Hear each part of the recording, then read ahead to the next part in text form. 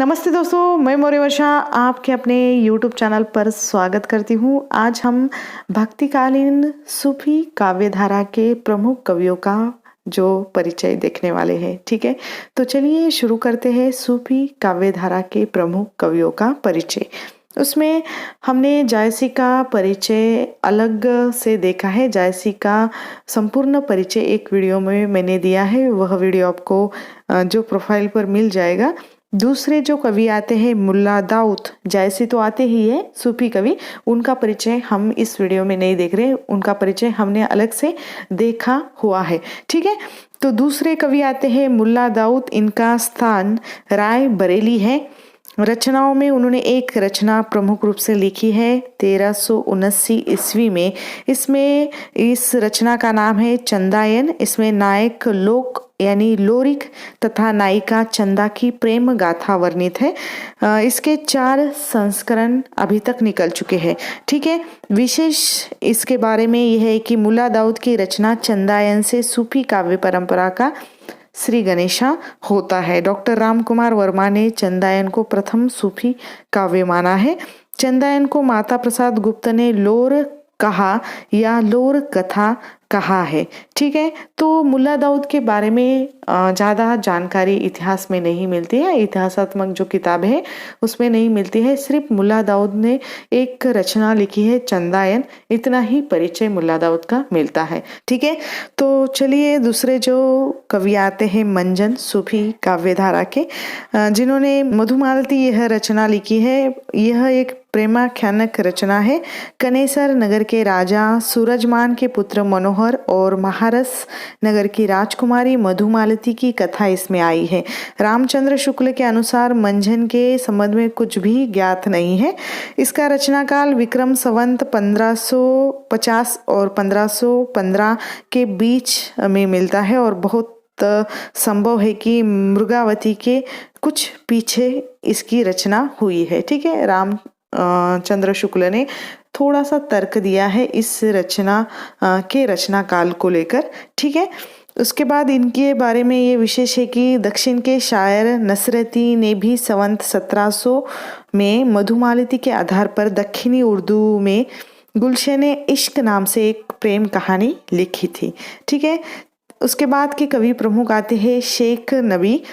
इनका जो समकालीन जहांगीर के समकालीन रह चुके हैं। इनकी रचना है ज्ञानदीप जो 1619 ईस्वी में आती है। इसमें राजा ज्ञानदीप और रानी देवजानी की प्रेम गाथा वर्णित है। ठीक है, विशेष कथा संगठन और सामाजिक एवं सांस्कृतिक दृष्टि से ज्ञानदीप रचना की महत्ता जो निर्विवाद है।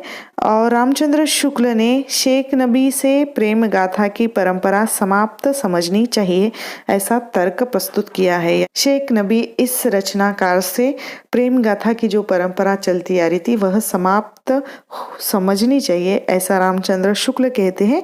उसके बाद दूसरे कवि आते हैं नूर मोहम्मद। इनका समकालीन या इनके समकालीन दिल्ली के बादशाह मोहम्मद शाह के समकालीन रह चुके हैं।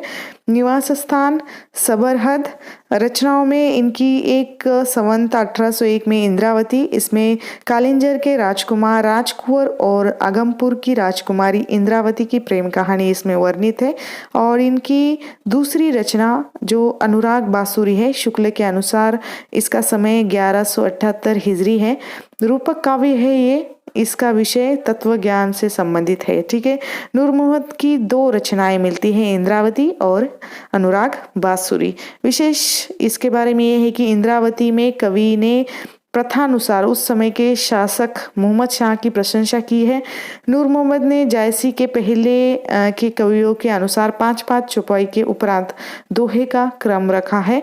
और रामचंद्र शुक्ल ने इंद्रावती को सूफी पद्धति का अंतिम ग्रंथ माना है। ये प्रश्न आ सकता है कि रामचंद्र शुक्ल ने किस रचना को सूफी पद्धति का अंतिम ग्रंथ माना है, तो इंद्रावती को। ठीक है, उसके बाद के प्रमुख रचनाकार सूफी काव्य के आते हैं कासिम शाह। निवास स्थान इनका बाराबंकी दरियाबाद। रचनाओं में एक रचना इनकी मिलती है संवत 1788 में, हंस जवाहिर, जिसमें राजा हंस और रानी जवाहर की कथा वर्णित है। फारसी अक्षरों में ये रचना छपी हुई है। ठीक है, शुक्ल जी के अनुसार यह निम्न कोटि की रचना है। इन्होंने जगह जगह जायसी की पदावली तक ली गई है, पर प्रौढ़ता नहीं है इसमें। ठीक है, उसके बाद के जो कवि आते हैं कुतुम्बन, इनका वंश चिश्ती है। गुरु शेख बुरहान राजश्रित कवि यानी जौनपुर के बादशाह हुसैन शाह के ये राजश्रित कवि बनकर रह चुके हैं। इनकी रचनाओं में मुर्गावती संवत 1558 इसका समय है और हिजरी में 909। इसमें चंद्रनगर के राजा गणपति देव के राजकुमार और कंचनपुर के राजा रूप मुरारी की कन्या मुर्गावती की प्रेम कथा वर्णित है, जिसमें मुर्गावती में प्रेम मार्ग में त्याग और कष्ट के निरूपण के द्वारा साधक के जो भगवत प्रेम का स्वरूप वर्णित हुआ है। ठीक है, विशेष दोहा चौपाई में लिखी गई ये रचना है। उसके बाद के कवि आते हैं दामोदर। इनकी रचना 1459 ईस्वी में लखमेन सेन पद्मावती कथा ये आती है, जो राजस्थानी भाषा में लिखी गई है और इसमें राजा लक्ष्मण सेन और राजकुमारी पद्मावती की कथा वर्णित है। कवि ने इसे वीर काव्य की संज्ञा दी है, किंतु यह रोमानी शैली का शुद्ध प्रेमाख्यानक काव्य है। ठीक है, उसके बाद के प्रमुख कवि आते हैं ईश्वरदास। 1501 में सत्यवती कथा इन्होंने लिखी। इसमें राजकुमार ऋतुपर्ण एवं राजकुमारी सत्यवती की प्रेम गाथा वर्णित है। इसमें नायक नायिका के शाप से कोड़ित बनता है, यानी नायक नायिका द्वारा दिए गए शाप से कोड़ित बनता है, किंतु अंत में उसकी नायिका से विवाह उपरांत उससे मुक्ति मिलती है और सतीत्व एवं पतिव्रता धर्म की दृष्टि से सत्यवती कथा एक अविस्मरणीय रचना है। ठीक है, और इस रचना की भाषा अवधी है। शुक्ल के अनुसार इस रचना को भक्ति काल की किसी भी धारा में स्थान देना उचित नहीं है, क्योंकि इसमें सूफी मत का आरोपण नहीं हो पाया है। ईश्वरदास एक सगुणोपासक भक्त है, यानी रामचंद्र शुक्ल के अनुसार ये जो सत्यवती कथा रचना है ये सगुणोपासक है, यानी ये सूफी काव्य में आने वाली नहीं है। ठीक है, तो ये बात आपको याद रखनी है। गणपति अगले जो कवि हैं, रचना इनकी है 1527 ईस्वी, माधवा नल कामकंदला। इसमें नायक माधव एवं नृत्यांगना कामकंदला के प्रेम की गाथा वर्णित है और ये राजस्थानी भाषा में लिखी गई। इसमें दोहा छंद का प्रयोग हुआ है। ठीक है, उसके बाद के कवि आते हैं कुशल लाभ।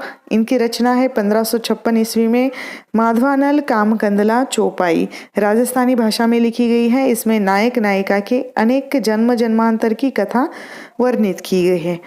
अगले कवि आते हैं नारायण दास। नारायण दास की रचनाओं में आते हैं 1590 ईस्वी में चिताई वार्ता, जो राजस्थानी मिश्रित ब्रज भाषा में लिखी गई है। इसमें इतिहास और कल्पना के द्वारा देवगिरी के राजा रामदेव यादव की कन्या चिताई तथा ढोल समुद्रगढ़ के राजकुमार की प्रेम गाथा प्रस्तुत की गई है।